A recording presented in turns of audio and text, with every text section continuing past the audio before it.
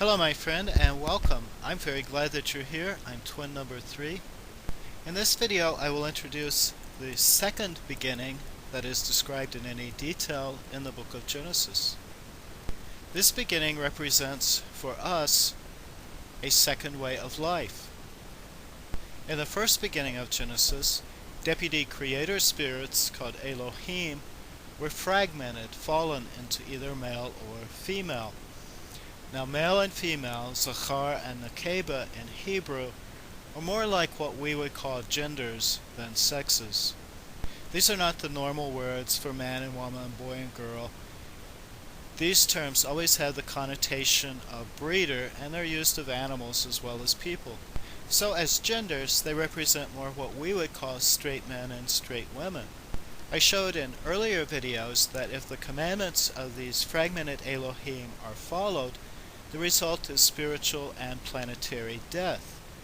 Higher deity preferred to destroy that world, a world lacking the remaining four genders, rather than let it unfold into the inevitable suffering and death. A new beginning starts in Genesis 2:4. This way, if followed, allows for a good life for all the planet. Now modern theologians try to claim that these are two accounts of one beginning. That's based on the false belief that Genesis 1:1 starts with "in the beginning." The text clearly does not. The word "the" is not there in Hebrew.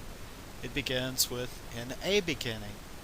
It would be difficult for Genesis to make the point that these are different beginnings more strongly. Everything is different in the two accounts. The second account involves the formation of a complete person. The verb used is to form rather than to create, and this person is made from the dust of the ground. Ancient Hebrew writings that are parallel to the book of Genesis say that dust of all colors was used so that no one could ever justify discrimination based on the color of someone's skin. In the new beginning of Genesis chapter 2, the name of the deity, the creator, is different. Here it is YHVH or WH Elohim. This compound name is very rare in the Bible. If you think of Elohim as being associated with the creators of the genders male and female, straight female, then you might think of the four letters of the first part of the name as representing the one who forms the four other genders of people. According to the Talmud, there are 6 human genders altogether in the Bible. These 4 genders may include what we call gay, lesbian, transsexual, or intersexed, and androgynous. I think there's not an exact parallel to the terms that we use, but that's to be expected. We're still working out modern terminology ourselves. And if I fail to use the preferred terms, please accept my apology and send me a PM and let me know the terms that you prefer. The 4-letter name is based on the Hebrew verb to be, but it is not to be in a passive sense, it's to be in an active sense.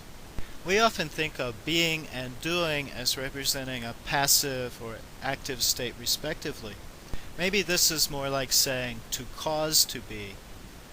Further differences in the two accounts are very obvious.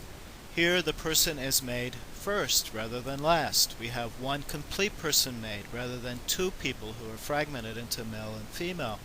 In Genesis 1:1 we are told that that is the creating of the skies and the land. The word "the" is included. Here the order is reversed and the word "the" is dropped. So in the second beginning of Genesis, YHVH Elohim makes, a different verb, earth and heaven. Furthermore, the creating of Genesis 1 involves 7 days. Here, because we're talking about something that's complete or perfect, there can be no fragmentation into days and nights. This is just a day.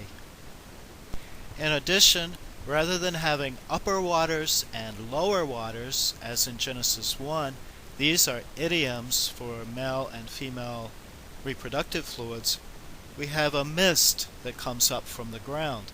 So this is not a heterosexual or heterosexist world, this is a complete world. There's something new in the second beginning as well.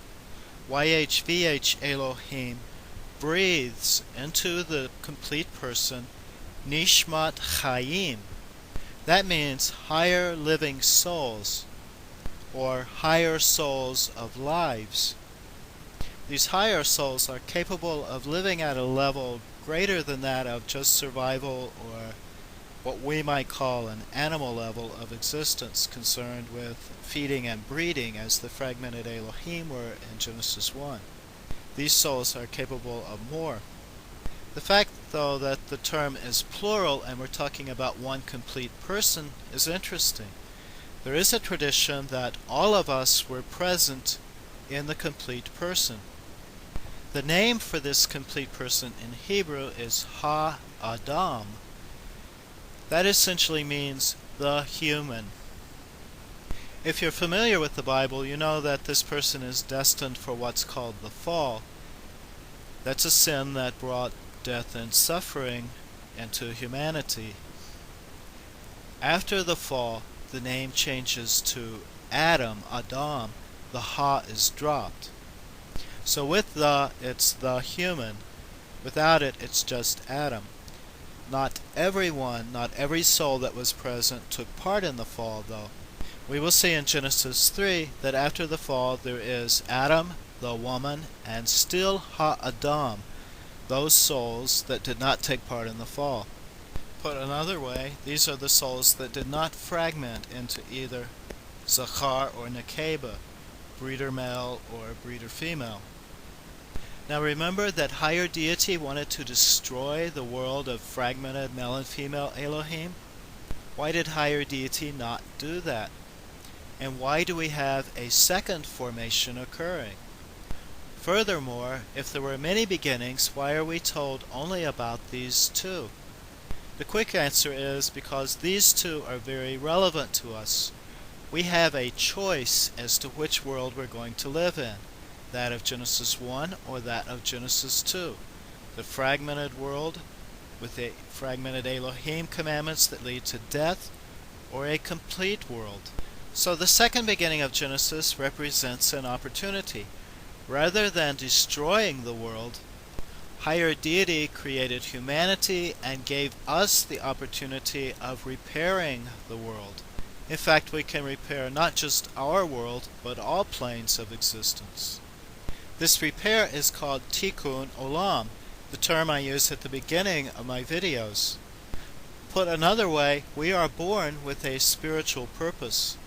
If we choose the second way, the complete way, we can effect repair of everything. We can have a good life, both spiritually and physically. Life here and life in the world to come.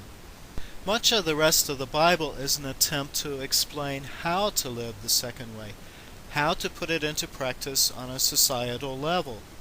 Obviously, modern societies have chosen the first way, and the whole planet is suffering. Each of us suffers because of that choice.